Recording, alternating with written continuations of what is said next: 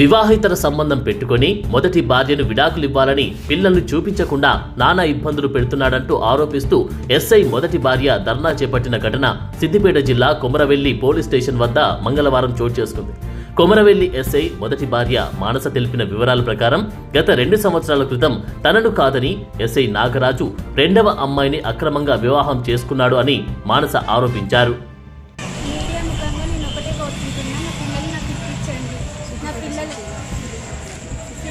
CP గారికి ఇదే నా విన్నతి, కరీంనగర్ సిపి గారికి కూడా నా విన్నతి. నాకు నా పిల్లలు కావాలి. నా పిల్లలకి చాలా భయం ఉంది.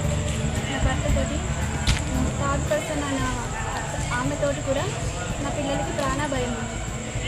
నా పిల్లలు నా దగ్గర ఉంటేనే సురక్షితంగా ఉంటారు.